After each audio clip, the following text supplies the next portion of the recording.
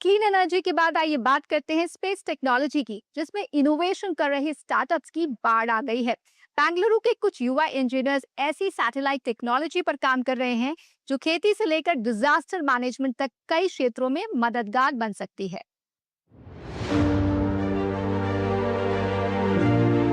4, 3, 2, 1, 0। आज अंतरिक्ष में भारत का परचम शान से लहरा रहा है। एक तरफ इसरो अपने किफायती और सफल मिशनों से दुनिया को चौंका रहा है, तो वहीं अब युवा भी स्पेस टेक्नोलॉजी में तेजी से आगे बढ़ रहे हैं। इसी सोच के साथ दो युवा इंजीनियर्स ओवैस अहमद और क्षितिज खंडेलवाल ने कॉलेज के दिनों में ही तय कर लिया था कि उन्हें स्पेस टेक्नोलॉजी में कुछ बड़ा करना है। एक छोटे से आइडिया से शुरू हुआ ये सफर आज 200 से ज्यादा लोगों की टीम में बदल चुका है, जहां लगातार नए सैटेलाइट्स तैयार किए जा रहे हैं और अंतरिक्ष में भी भेजे जा रहे हैं।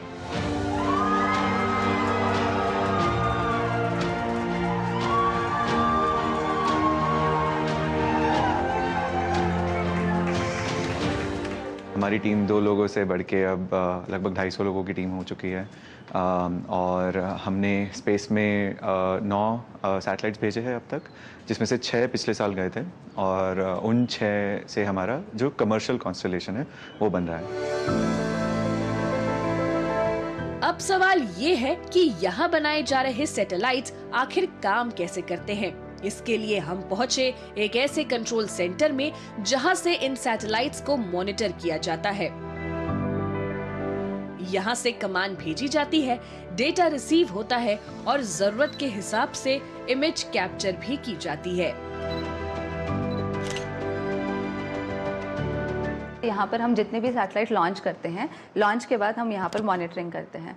मॉनिटरिंग करने में हम यहाँ से कमांडिंग करना, यहाँ से टेलीमेट्री भेजना, अगर आपको कोई इमेज चाहिए तो हम यहाँ से कैप्चरिंग के लिए उसको शेड्यूल कर सकते हैं, और अगर आपको कब उसको डाउनलिंक चाहिए तो हम उसको यहाँ से डाउनलिंक कर सकते हैं। सो ये हमारा जो सेंटर है ये इसके लिए है। जहां आम सैटेलाइट सिर्फ तस्वीरें लेते हैं, वहीं ये तकनीक धरती के हर पिक्सल में छिपी जानकारी को समझती है, यानी मिट्टी की क्वालिटी, फसल की सेहत और पानी की स्थिति, सब कुछ डेटा के रूप में सामने आता है।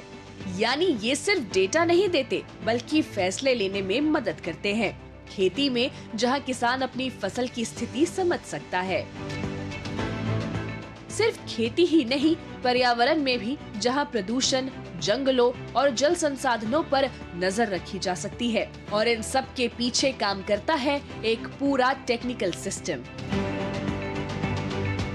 We needed to build similarly an X-ray machine for our planet, where we can go beyond the visible and see what's causing problems to the soil that we grow our food in, to the crops that are growing, to the oil and gas leaks, to pollution, to deforestation, to global climate change, etc. And the way to do that was through building and deploying a constellation of hyperspectral imaging satellites. In satellite से मिलने वाला data सिर्फ इकट्ठा नहीं होता, बल्कि उसे समझने और सही तरीके से इस्तेमाल करने के लिए एक पूरा स्मार्ट सिस्टम काम करता है, जहां हर सिग्नल, हर कमांड और हर इमेज एक तय प्रक्रिया के तहत काम करती है। इलेक्ट्रिकल लैब है, यहाँ पे हम इलेक्ट्रॉनिक पैकेजेस बनाते हैं। तो इलेक्ट्रॉनिक पैकेजेस सैटेलाइट के दिमाग के जैसे काम करते हैं। तो ये सैटेलाइट का ऑर्बिट मेंटेन, कहाँ पे कैसी इमेज लेनी है, ये सब कैसे करना है, ये हमारे पैकेजेस डिसाइड करते हैं, एंड देन उसके हिसाब से वो एग्जीक्यूट करते हैं। भारत का स्पेस सेक्टर अब सिर्फ सरकारी एजेंसियों तक सीमित नहीं रहा।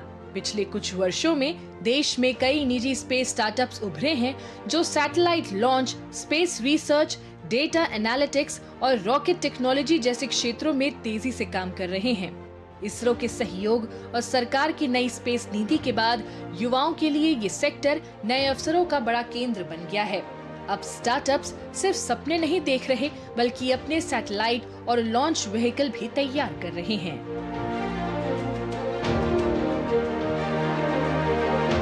2023 में एक रिफॉर्म आया इंडिया में जिसको इंडियन स्पेस पॉलिसी कहते हैं। उस रिफॉर्म के अंडर इसरो का रोल अब हैंड होल्डिंग हो गया है और इसरो ने बहुत खूबसूरत काम किया है कि इंडिया में आज 400 स्पेस के स्टार्टअप्स हैं। यानी कि जो इसरो एक पेरेंट ऑर्गेनाइजेशन की तरह है, इसरो उन स्टार्टअप्स को हेल्प कर रही है और जैसे कि अपनी टेक्नोलॉजी से इसरो के लॉन्च पैड्स यूज़ कर सकती हैं, ये इसरो की टेस्टिंग लैब्स टेक्नोलॉजी ये कंपनीज नई नई यूज़ कर सकती हैं और इसरो की दी हुई जो टेक्नोलॉजीज़ हैं वो न्यू स्पेस इंडिया लिमिटेड के थ्रू इनको पास की जा रही है। ये कहानी सिर्फ सैटेलाइट बनाने की नहीं है, ये उस बदलाव की तस्वीर है जहां अंतरिक्ष में देश लगातार अपनी पकड़ मजबूत कर रहा है और स्पेस टेक इंडस्ट्री भी तेजी से आगे बढ़ रही है। आज देश भर में कई ऐसे स्टार्टअप्स उभर रहे हैं जिनकी सबसे बड़ी ताकत है युवा दिमाग।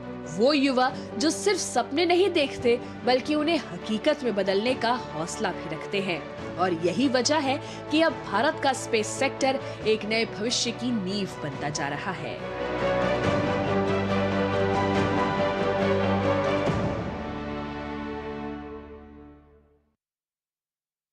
भारत में पेट्स की संख्या 3